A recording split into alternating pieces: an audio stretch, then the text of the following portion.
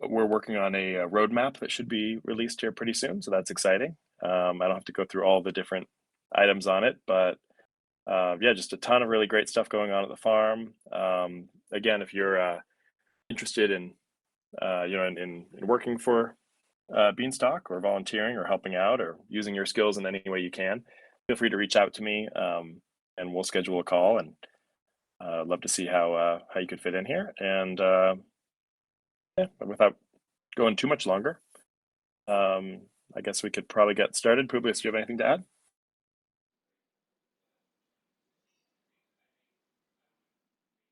The BIB9 is also going to get proposed in the next couple days, and the only other piece of development happening in the next couple days is we do intend to launch a Bean 3 curve pool, which will likely only be accessible through the Beanstalk UI to start, but we hope to launch that around the new year as well.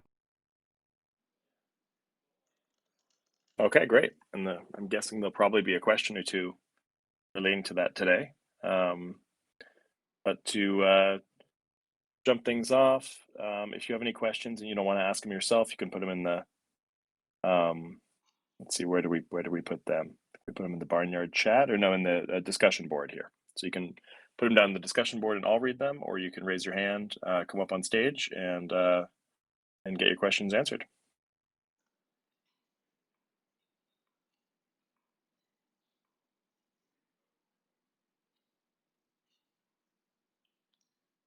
Wow, we've got our first winter NFT coming up here. Bean Profit. Bean Profit. I just invited you up. There you go. Hey everybody. Thanks guys. Yeah, I love this NFT. I was so happy.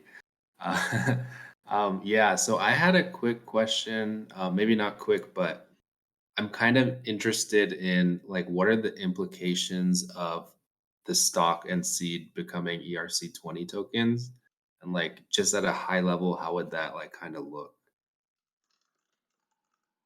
So, what are the implications is too broad. So instead, we'll try to speak about some of the implications because the potential implications are maybe infinite. Now, the first thing is, and we're actually starting to think about things a little bit differently, perhaps. We were originally thinking that the best way to implement stock and seeds is to do a bean stock, bean seed, and bean silo bean LP pools on Uniswap. But now that Beanstalk is expanding to Curve, and we hope to incorporate Curve into the silo as well, so Beanstalk is now going to be on multiple dexes, we've started thinking about, well, what are, potentially other options for implementing stock and seeds, and how will that all affect the larger ecosystem, and how can we make things as fluid and frictionless as possible while still allowing for, accurate price discovery. So if anything, to speak substantively, like one thing that we're considering is to launch a balancer pool with beans, stock, seeds, and silo beans, and maybe also Ethereum, for example. But for the time being, we're still in the research phase as to the optimal solution here. So some of the implications will be dependent on the specific solution. But in general, the most obvious implication will be that you go from right now in the silo, there's only yield when the price is above 1 or the TWAP is above 1. Whereas when stock is liquid, every season that you're in the silo, you're actually earning a liquid asset, assuming that you own seeds. And so there will be some aspect of continuous interest from Beanstalk even when the price is less than 1, which is interesting in terms of its effect on demand for being in the silo. Now, there's also the the question of the externalities that maybe that's not the right word, but the outside of Beanstalk, things that may happen once Stalk and seeds are liquid that could greatly positively affect Beanstalk. So, in addition to beans starting to be adopted and integrated in various protocols across DeFi, Stalk and seeds can also be they're going to be implemented as ERC20 tokens, so they can also be integrated relatively easily, not as easily as beans, because Stalk and seeds are yield bearing. So Beanstalk needs to account somehow for who earns the interest, right? So one of the complexities with regards to implementing Stalk and seeds that Beanstalk Farms is working on is creating factory contracts that will allow for other protocols to easily integrate Stalk and seeds into their protocol. So, for example, if I have Stalk and I want to lend it out in a compound or Aave pool, for example, while my Stalk is in the pool and not being lent out, it's being held by a smart contract. As far as Beanstalk is concerned, that smart contract owns the Stalk. So Aave or Compound will have to implement an integration with Beanstalk in order to allow for the people that are contributing liquidity to their smart contracts in order to make sure that they can later on claim their siloed assets, if you will, their interest that has been earned while they were in the Aave lending pool, for example. So there's some complexity there, but when we talk about the implications of that, there's potentially a ton of demand across a variety of different protocols for a yield-bearing asset like Stalk and seeds. Stalk and seeds are both very interesting in their own right, and how the market and different protocols will choose to integrate them remains to be seen. And that's why we started off with the implications are sort of infinite. But it's very exciting because any implementation or integration of Stalk and seeds or even silo beans will ultimately result in more demand for beans.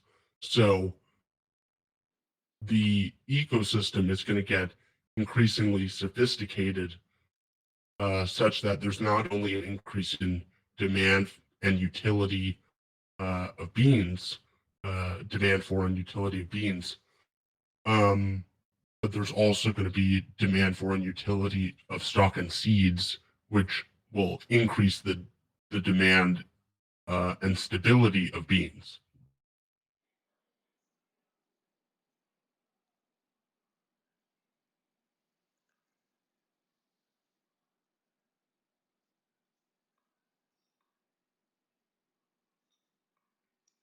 Okay, thanks for that question.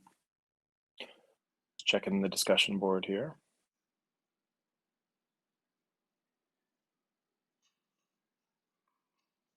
Okay, we got a question from Evan. What variations to the balancer vault do you need to make? To incorporate it to Beanstalk?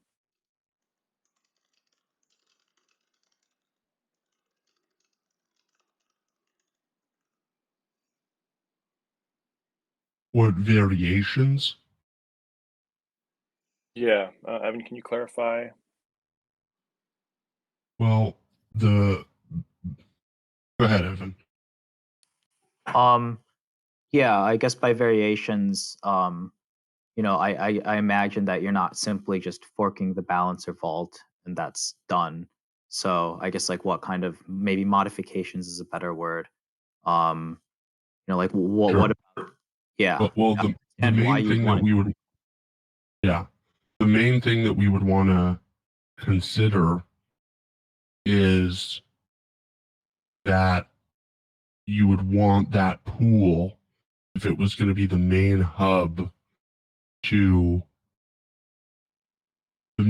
for liquidity for stock and seeds and silo beans, you may want it to be incentivized through Beanstalk, meaning the ability to deposit the LP tokens into Beanstalk. But beyond that,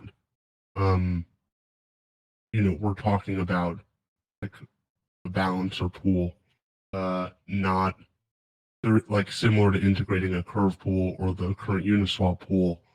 There is some complexity involved with pricing the LP tokens. How do you figure out the bean denominated value of the LP tokens? But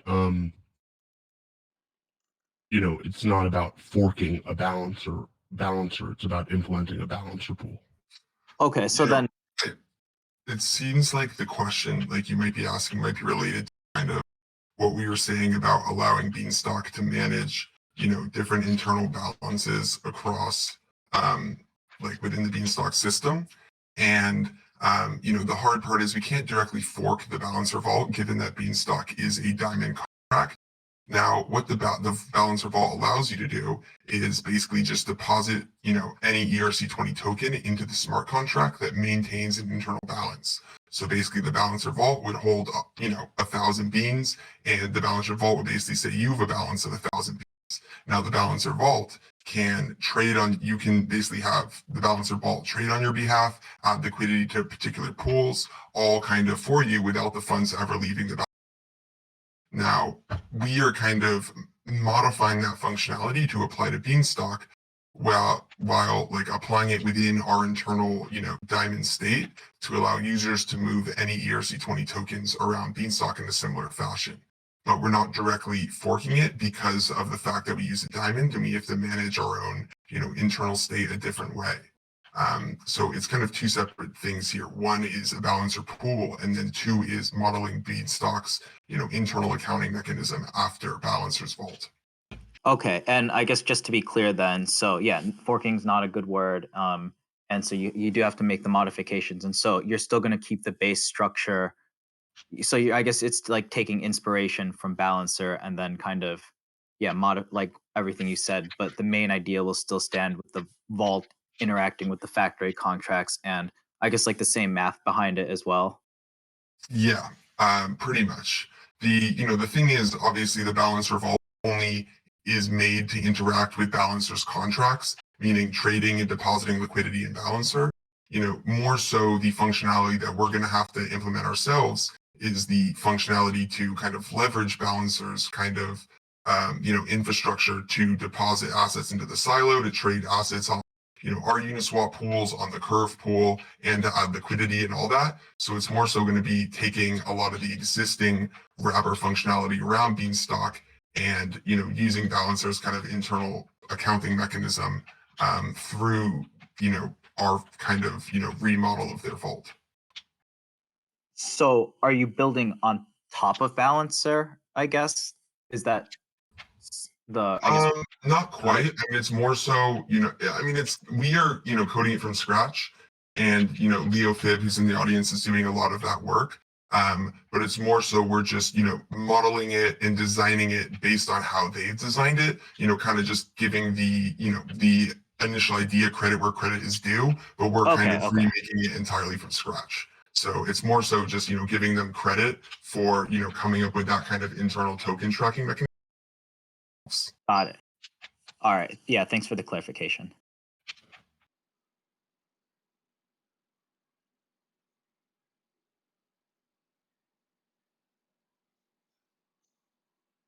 We have some very nice new NFTs. Bernoulli, I love it. Okay, do we have any more questions? Do I have any questions? Here, discussion board.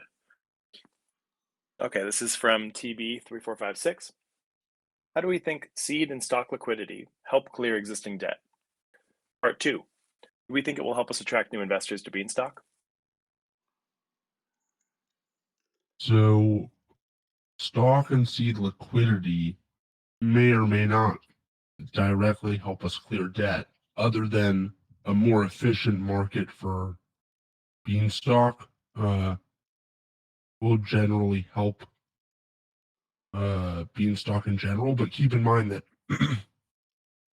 clearing debt is going to be primarily a function of the growth of Beanstalk and demand for beans. Now, stock and seeds and integrations of stock and seeds is definitely one part of that. So that shouldn't be understated, but it would be more of a secondary effect.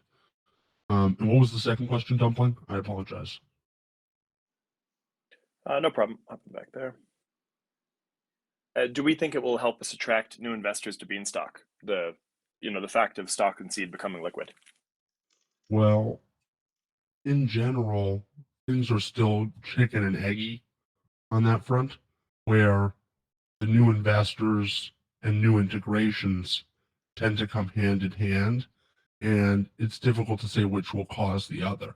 So stock and seeds going live may attract new investors, which may lead to more integrations, or stock and seeds going live may lead to more integrations, which may lead to more investors. But we're less in the business of predicting that type of thing, and more focused on building the product that we think will cause the chicken and egg to be solved one way or another. So hard to say specifically, but in theory, yes.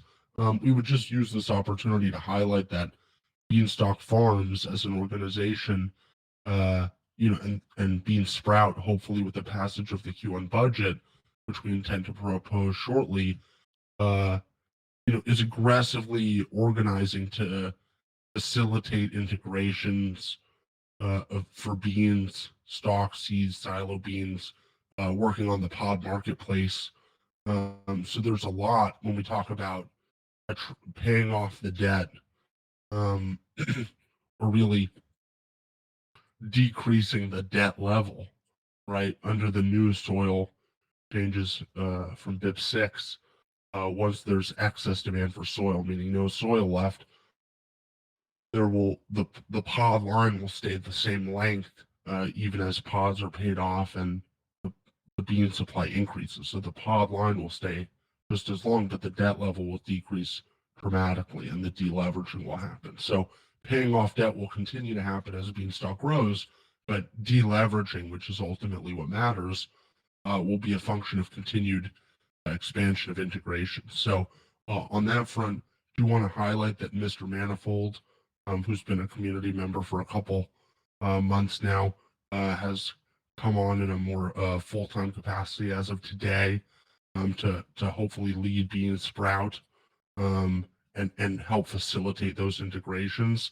And there's a couple other community members that are really helping aggressively get Beanstalk integrated with other protocols like George. So we're very excited about what's going on there, but the passage of the Q1 budget will expedite that. And I know this was a little bit of a not a direct answer to your question, but it's deeply relevant when it comes to paying off debt and deleveraging ultimately. Okay, Hashrash? Hi, Dumpling.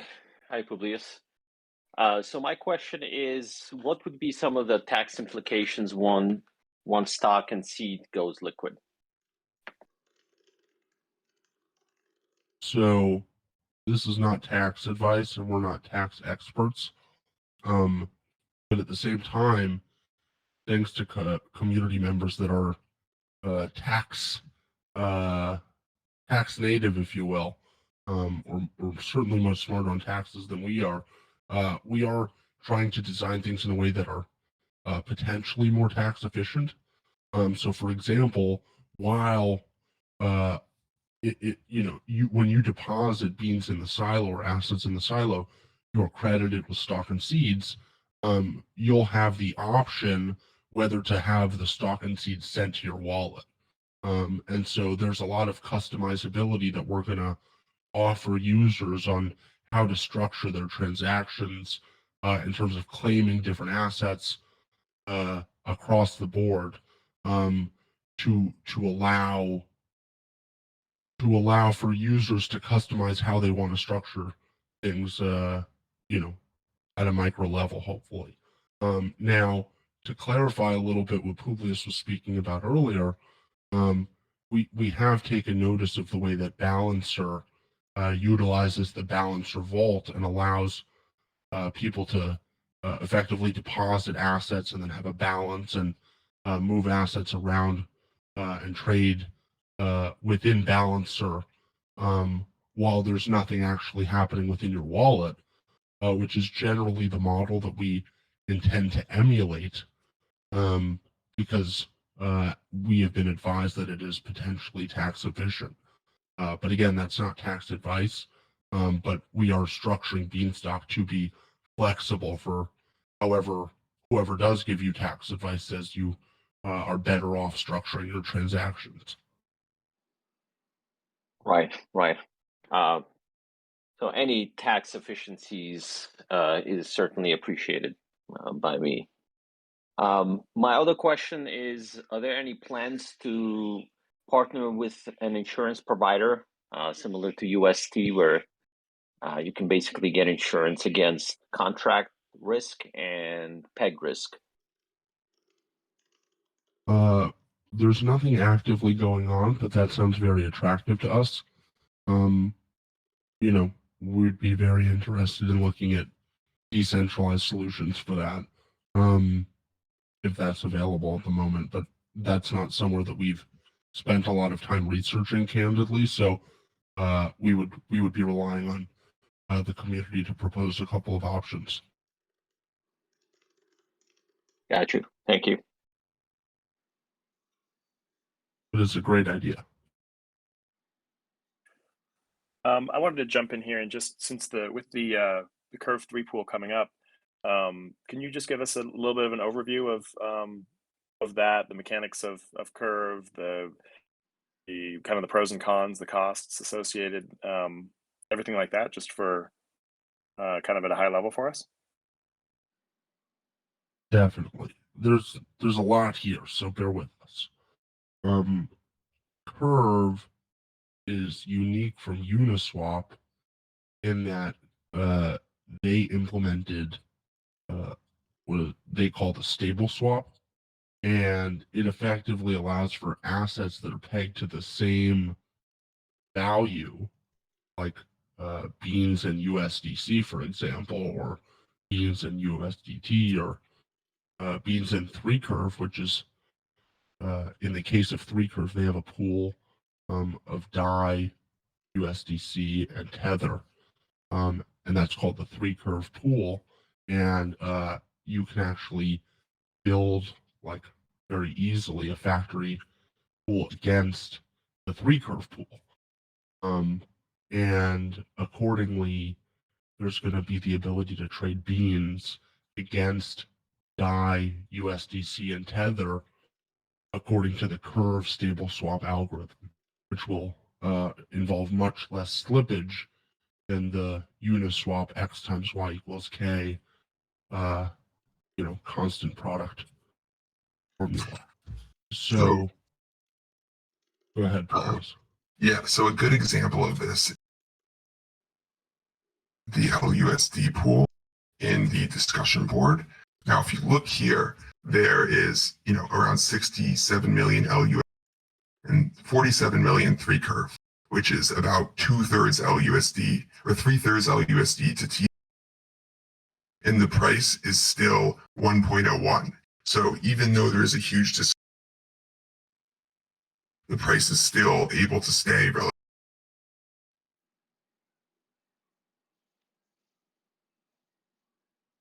You're cutting in and out. We're losing you.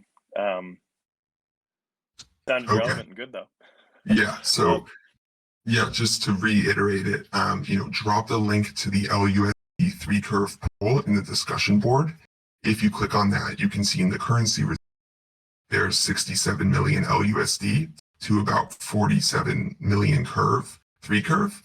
And that's about 3/3 LUSD to 2/3 3 curve. And the price is able to still be 1.01 cents. Now, if we were to have those ratios in our, a Uniswap pool, the price would be, far different. But the algorithm or the formula within 3, manages to able to maintain peg, even though there's a discrepancy. So it's still a little hard to hear you, Publius, but with the slight correction of you mean 2/5 and 3/5. Yes. So the point is, despite the fact that it's 3-2, the price is still 1.01. So there's much less slippage, or not even slippage, as it's traditionally defined, but in general, for a similar amount of liquidity, you'll be able to buy and sell a lot more beans closer to $1. So that's very exciting, because it means that beans will stabilize even closer to $1. Now, the immediate implication of that is that in the short term, if minting is not considered, but the price is always within a cent, there's not going to be a lot of minting of beans or soil. And so once the 3 curve pool is launched, one of the priorities on Beanstalk Farms end will be to start to integrate the curve pool into the silo directly, both into the minting schedule / the Oracle, and also allowing LP holders of the Bean 3 curve pool to deposit that into the silo as well and start earning stock and seeds. So the hope is that over the course of January, there's a complete integration of Curve, the Bean 3 Curve pool, and we hope to make Curve, a part of Beanstalk and its plans to expand to other chains as well going forward because of Curve's success on other chains as well. So the hope is to make this an upgrade to Beanstalk that pays dividends both now and in the long run. So once that happens, the minting will sort of start resuming as normal, and then even at 1.01, you could see massive printing. So you'll see a lot tighter price stability while a resumption of the efficiency of the system. Okay. Yeah, that sounds great. That was a good overview. Okay, so we're open for other questions. Hey, Austin? Dumpling. Hey, Publius. Maybe before we move on, sorry to cut you off, Austin. No worries. We would just highlight, there's not that much of an incentive to add liquidity to the Bean 3 curve pool if there's no gauge and curve and it's not integrated into the silo. So we're not really going to ask people to do that per se, but we'll just highlight that would be cool for people to do, but it's very much like that's altruistic behavior and not capital efficient. So it's hard for us to ask people to do that. And accordingly, we're going to work to upgrade Beanstalk to incorporate 3 curve to make that behavior incentivized. But just shouting out that once that launches, if people add some liquidity, that's cool too.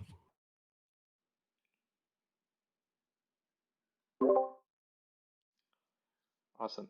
I had a question about soil issuance. At the last couple AMAs, folks tend to ask something along the lines of, why Beanstalk still issues soil when it's above $1, and you've said on multiple occasions, essentially, Beanstalk wants to mint some non-zero amount of soil, even in seasons where the TWAP is above $1, in order to test demand for soil, as that's an input to weather, among other things. But I've seen cases recently where even when we have a large amount of outstanding soil, like I think 10 plus million right now, there are still times where it creates soil. And I was wondering, I'm still having trouble wrapping my head around why Beanstalk needs to do that now when there is so much outstanding soil where it can still test what the demand for soil is season to season. And to what, and I guess my follow-up question is to what extent BIP9 helps mitigate some of that. I've read over the document and the BIP, but haven't broken down the formula, if you will. So it's a fabulous question. In short, you're entirely correct. Beanstalk does not need to issue that much soil, and right now it still has too much soil outstanding. BIP9 will change drastically the amount of soil that is available from some sort of sum up to a maximum percent, which is the current case. So if there's a time-weighted average, currently if there's a time-weighted average shortage of 250,000 beans in the pool, this season there's 250,000 soil minted, and then if no one buys or sells over the next hour, there's another 250,000 soil minted. That is excessive. Now, on the one hand, the original idea behind it, which was misguided, was envisioning sort of a more efficient system, which both due to ETH friction, the small nature of Beanstalk at the moment, but just in general, the system isn't played that efficiently at the moment. That's just simply not the case. But in general, more than that, the result is that it issues too much soil. So there is a more efficient model, independent of how efficient the people that are playing Beanstalk work. When you consider, and candidly, this is something that we've gotten better at as we've watched Beanstalk grow and had more data to start to understand where are the finer points to tweak the model and refine the model.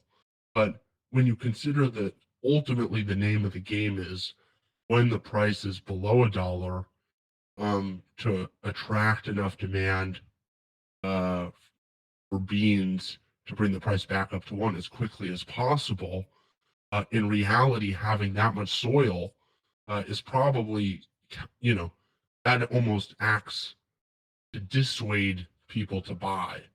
Because if I can wait, if I have $250,000 to buy and sow, and if we continue this example, but I actually want to sow 1 million beans, I may be better off waiting a couple hours if I think I can wait. Which, given that the price is below $1, people may be willing to wait. The fact that the soil accumulates may create inefficient behavior. And so when we consider that the name of the game is to, as efficiently as possible, attract demand for soil to bring the price back to $1, instead switching to, which is what BIP9 proposes, every season only having, like, the amount of soil for this season is based on the time-weighted average excess of beans in the pool. I don't know if I've been saying shortage, but excess of beans in the pool over the previous season. That and only that amount. So if last season there was a 250,000 bean shortage, and then this season there's 125,000 bean shortage, like no matter how much soil there was at the end of last season, this season there's only going to be 125,000 soil. So there is no continuation or carryover effect, and therefore, if you want soil, you should get it while it's there, if that makes sense. And we think that this model will both greatly improve the efficiency of the soil market in general and greatly reduce the amount of excess soil that Beanstalk is issuing. Now, for completeness, this doesn't actually change how we intend to issue soil when there's excess demand for soil and the price is above $1, which is from BIP6, and we think a pretty eloquent mechanism. But BIP6 didn't actually change the maximum soil. It only changed the minimum soil. whereas BIP9 is now changing the maximum soil. So this is sort of completing, if you will, the two sides of the soil market that will after BIP9 have been adjusted. Okay, got it. That's very helpful. So is it fair to say that Beanstalk is operating most efficiently when the issued soil every season is immediately consumed or sowed into? Yes, exactly. Okay, so any accumulating soil is basically mispriced debt. Would that be the right terminology to think about it? Well, if you assume that, like, this is where, from an economics perspective, you would look to the weather. So when there's excess demand for soil, that would be an indication that the weather is too high, right? Um, so that is why the beanstalk mechanism, when trying to figure out whether to raise or lower the weather, looks at the TWAP, the debt level, and the change in demand for soil over the previous 2 seasons. So by looking at the change in demand for soil, you can measure whether or not the price of the debt should be increased or decreased. Okay, got it. Very helpful. Thanks a bunch.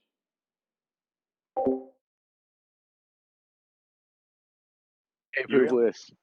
I'm just sort of been thinking a little bit about multi-chain compatible Beanstalk, and so when I think about Beanstalk on an L1 like Avalanche, it seems intuitive to me that as a result of lower gas behavior from investors in the protocol would be different than investors coming through Ethereum. How do you think about the different types of behavior that we might see from those different blockchains, and how would that difference in behavior affect the protocol as a whole? Let me know if that doesn't seem clear.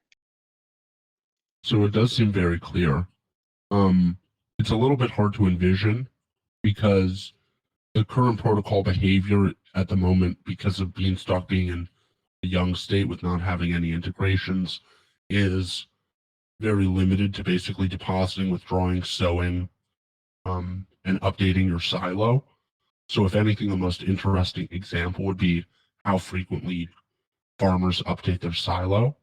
And I mean, from a behavioral perspective, we originally thought the need to update your silo was sort of awful, and it's costly, and we hate that that there's any sort of need to maintain your account to receive the highest rate of interest. But on the other hand, the fact that people are constantly paying to update their silo is sort of a sunk cost that increases the stickiness of your silo deposit. Like, you don't want to withdraw and burn your stock and seeds that you've now spent hundreds of dollars even claiming, which was unintended, but is there. So how much of that will be diminished when the fee to update your silo decreases? Probably a lot of it. How much of that is the main reason why people are staying in the silo?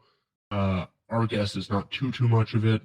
It's mainly the benefit of the stock and seeds itself, although the cost obviously helps keep people here. Beyond that, because there's sort of a limit to people's current behavior, it's hard to envision how their behavior will change. But instead, our guess would be that maybe immediately certain other applications become more feasible to integrate beans or stock or seeds on another chain than on Ethereum because of its low cost. But that is more speculative than fact based, and um, I think it's very difficult to speculate about user behavior given that the current options for user behavior are so limited. Yeah, sure. And the one thing that I think about, and like we've said a million times, like, this is behavioral economics, so it's not something you can really predict before you've observed. But the one thing I think about is, as we're getting closer and closer to a functioning pod marketplace, it feels intuitive to me that we'd see a lot more liquidity with users who are trading pods on that marketplace from something like Avalanche versus something like Ethereum. I don't know exactly what the effect of that would be, but it feels like that would probably end up being the case. Yeah, that's very intuitive, actually. That makes sense to us.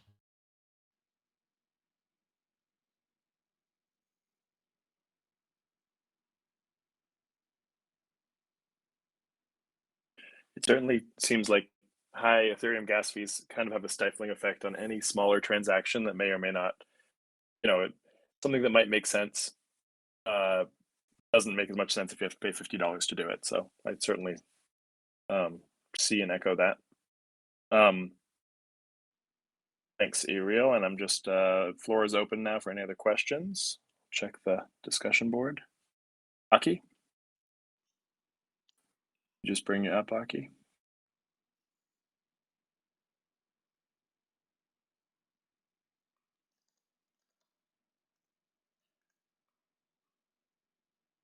I've invited you up.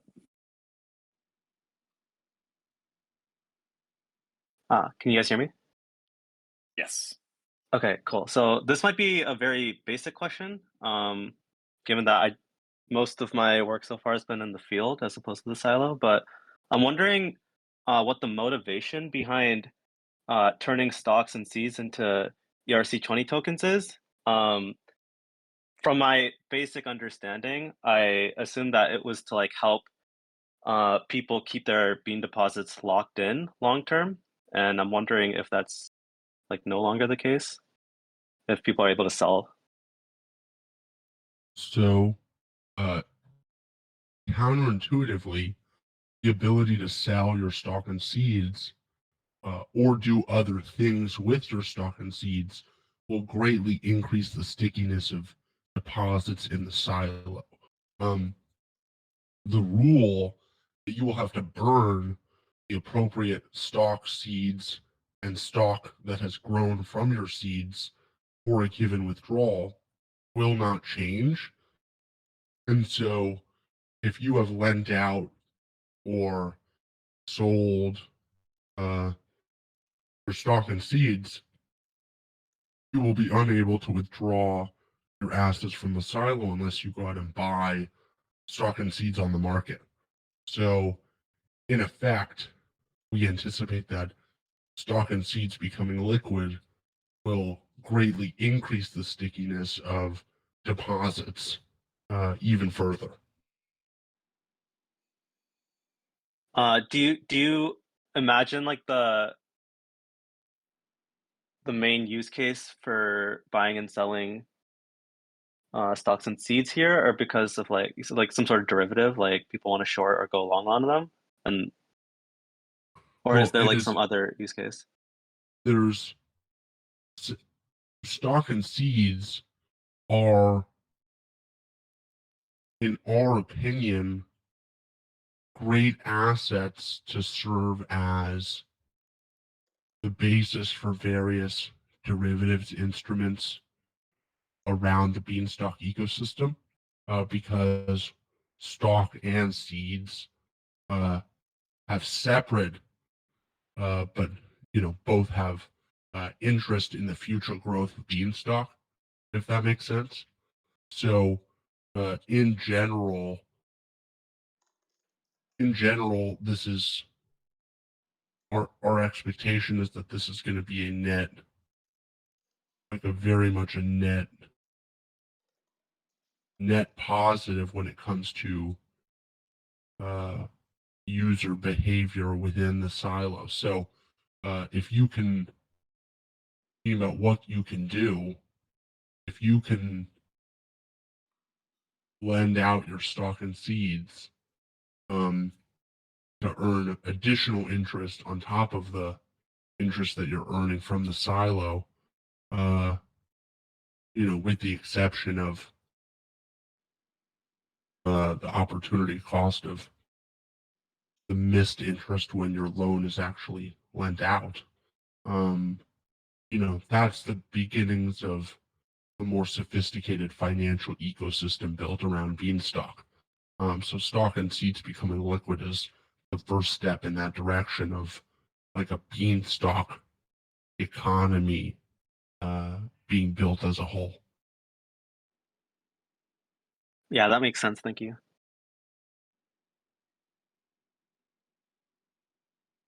I kind of imagine like if you went to Ohm and you deposited your your Ohm in there, so you have staked Ohm. I'm not sure if you have Ohm or not, but if you later could withdraw that and then take it over to like Rari and put it in there, like the fact that you can take your rep staked Ohm outside of Ohm allows for other opportunities, like going from 3.3 to 9.9, right? And so this would be like that, but with a lot of other options. Right, yeah, that makes sense to me. I also imagine there are a lot of applications where these like serve as some sort of base unit for like applications being built on top of Beanstalk as well. So yeah, it's all very interesting. Makes sense.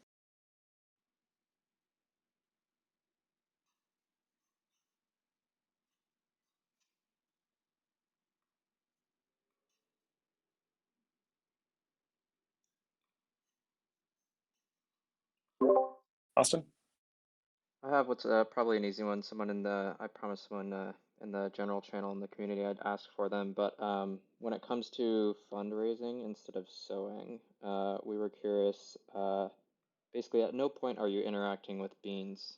Is that right? It's effectively like sowing your USDC, and you just get pods just as you would with beans, but doesn't affect the price of bean in any way. Correct. Okay, great. Thanks. Like we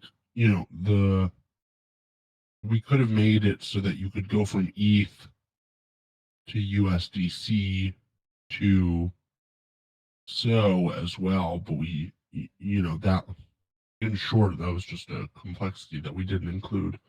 And the the joke is the Trail of Bits one got funded immediately, but then Omniscia didn't because it was like price was going right below $1 right as the audits were coming available for funding, which was unfortunate. And so the original idea had been that there's an arbitrage opportunity where because you can sow one bean worth, get 1 bean worth of pods per USDC when the price of 1 bean is above $1, it's cheaper to sow USDC. So if you want to sow in bulk, it's going to be cheaper to do the USDC.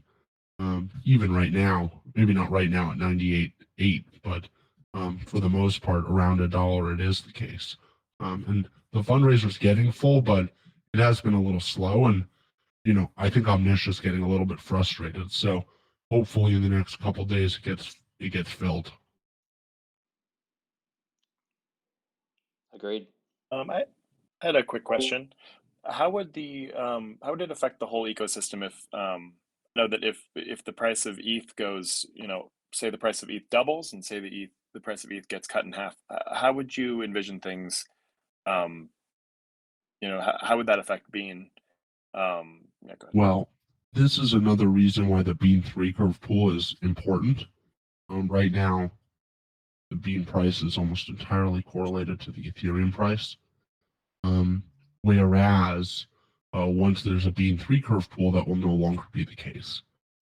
So in the short term, if the price was cut in half, the Bean price would be cut in half. Like if the price of ETH dropped 50% in a second, so would the Bean price. Our expectation would be that there would be significant demand for beans below $1, specifically significantly below $1. And so we're unsure of where the bean price would sort of settle.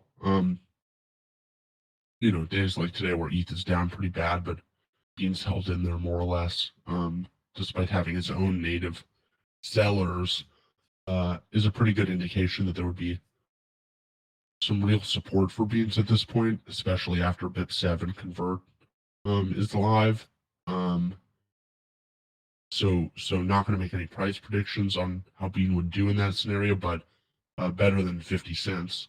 And on the other hand, if the price of ETH doubled, I think that the converse is probably similarly true, that the Bean price wouldn't double. because we would expect a decent amount of converts on the other end and some sell pressure from pod harvest and the like. But you would have some significant time above $1 as well, most likely. Okay, yeah, that makes sense with what I was envisioning, especially with the price of ETH. I think everyone was probably, well, not everyone, but people were probably watching it and seeing when it dipped and then Bean did hold up curiously well. It seems like that's probably from people, opportunistic buyers who were seeing it at 95 cents and who were snatching it up. So yeah, that's great. Okay, who else do we have?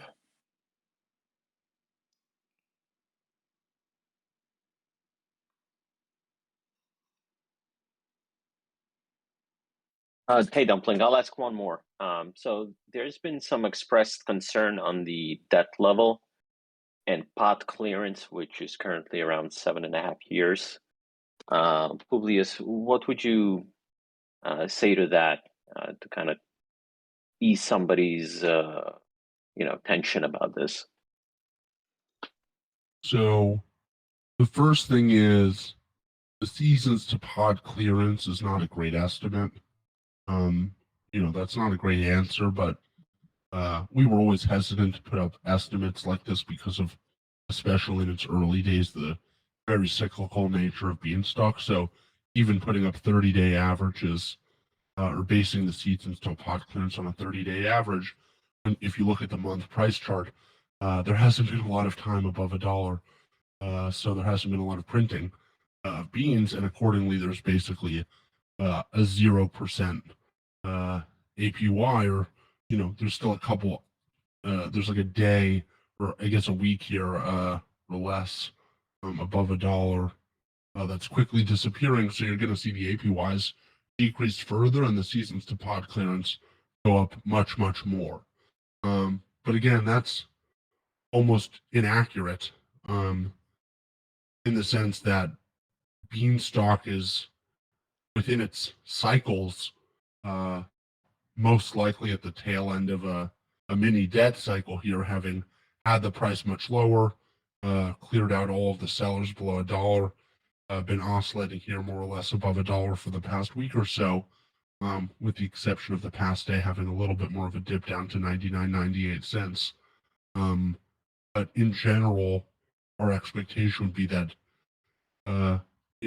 pending ETH doesn't crash 50%, or something like that heading into the new year, our expectation would be that the month of January will probably see some more demand for beans, and the pod line will start to clear again. Now that's honestly less substantive. What's more substantive is the pod line and whether the debt level of Beanstalk is unsustainable. That all is sort of the ultimate question. So we're not going to speak as to the ultimate question because the Beanstalk will have to answer that by paying off all of its debt. But we can speak to the fact that Beanstalk is actively working to improve its position there and pay off and deleverage, pay off lots of debt and deleverage. So on that line, between BIP 6, which changed the minimum soil, and BIP 9, which changes the maximum soil, our expectation is that the amount of debt Beanstalk is willing to issue will decrease significantly, and the efficiency of its debt issuance will increase much more. And as the price continues to stay at and around $1, and more integrations and investment into beans comes in over the next couple of months, between the improvements in efficiency and the increase in utility and demand for beans, our expectation is that Beanstalk is going to start to aggressively deleverage. And once that deleveraging has started to be seen in practice, we do expect a larger positive feedback loop to start, where there's sort of two levels of proof of concept of the Beanstalk model. One is the price, which candidly is doing pretty well. And then the second larger axis is the debt level. And so our expectation is that the proof of concept on the first axis, the price over the next couple of weeks and months, will hopefully contribute to the proof of concept as to the ultimate question. Got it. Thank you.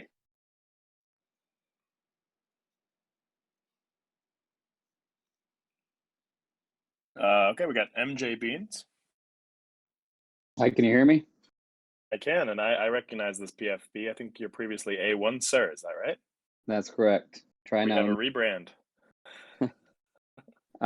Going along with the previous question, as far as pods go in debt, hopefully, like you mentioned, Publius, that the protocol deleverages and the pod line comes down. But in the case where the pod line continues to grow, is there a point where there's a maximum debt that the protocol will take on, and how does that affect integration with other protocols if they're looking at Beanstalk farms and saying, listen, we want to integrate with you guys, but you got $1 billion worth of debt? Is there a point where we say that's enough? So the short answer is no. There's no limit to the amount of debt Beanstalk will be willing to issue. The more substantive question is whether anyone will be willing to lend to Beanstalk at a certain debt level, right? Which is the question as to whether it can retain its price, which thus far seems to have been answered in the affirmative. So the answer to any integration that is concerned is, the proof is in the pudding on the price side of things, that there is demand for the debt. And furthermore, the hope is that, again, this is a little bit of chicken and the egg, but in the long run, it's one of those things. If you had asked us, had we intended the price to go as high as $4 and then as low as 24 cents, of course not. But now it is like an incredibly important event in the history of Beanstalk that people look back on as something that leads to great confidence when the price is down at 80 cents, for example. And similarly, this is likely going to be, over the next month or two, the highest the debt level ever gets. And once Beanstalk does deleverage entirely, in the future, people look back on this very high level of debt as something that leads them to have great confidence in Beanstalk and its ability to attract lenders in the future when it has a lower debt level. So a little bit playing with fire in the sense that this is where the model has to be proven. But at the same time, the fact that the price is at $1, we think Beanstalk and the people that are trying to get beans integrated into those protocols have a pretty good answer, which is, the price is at $1, so the model is generally working, and the fact that there is demand for its debt, and you can see that based on the way it's working in the market, should be evidence enough that that's not a concern at the moment. And where Beanstalk is at, and I think heading into the new year, we can start to say it, even though I think it's been true for a couple weeks, is that Beanstalk is the longest living algo stablecoin. I guess you could say Ampleforth is the exception to that. But in the basis or ESD model, Beanstalk is the longest surviving one to be at its peg. So there's a lot of different reasons to be excited and to advocate for integrations. And while it's reasonable for people to ask questions as to whether it's a concern, it is a concern, but it's not a concern that cannot be addressed through through explanation as to where Beanstalk is at as a protocol, and we feel like those reasons are very, very good at this point in time. Got it. Thank you so much for the answer. I have one more for you, and that's given the growth of stablecoins in 2021, maybe both in the absence of beans and with beans, where do you see stablecoins going in 2022? I mean, we had what 450, 500% growth in stablecoins in 2021. So I'm just wondering, do we see that same kind of growth in 2022? I mean, you don't have a crystal ball, but I'm just curious what your thoughts are on that. Well, I think the big open question will be how much demand is there ultimately for non-centralized stablecoins, and we're excited by the demand for Terra. And we think that bodes very well for Beanstalk. But the ultimate question heading into 2022 is which are the, in addition to the centralized nature of some of the stablecoins, but which blockchains are going to win, and which blockchains are going to win adoption in the near future. So the hope is for Beanstalk to be a real player in the cross-chain stablecoin world, and that's when we talk about looking ahead and positioning Beanstalk to be flexible, the hope is to develop a cross-chain solution that allows Beanstalk to scale to other blockchains in a somewhat modular and simple fashion going forward. So once one or two are done, adding other blockchains will not be so complicated. So looking ahead to stablecoins at large, those are sort of the two main questions, right? What happens to the centralized stablecoins with regulation, and how does that play into their continued adoption across DeFi and CeFi, even for TradFi heading into 2022? And then alternatively, what does the cross-chain stablecoin world start to shape up to be? So we're very excited about the opportunity Beanstalk has ahead of it heading into 2022, but it remains to be seen which chain specifically will be the most beneficial to implement. But there's obviously some leaders at the moment like Solana and AVAX. Got it. Well, unless there are any last questions, we're a little over the hour. Probably go ahead and wrap it here. Anyone else have any last questions? Or Publius, final thoughts?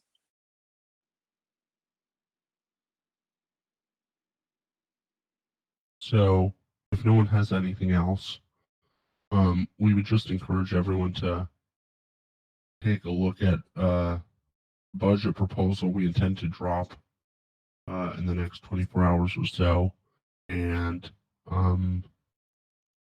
we encourage everyone to participate in conversation around that.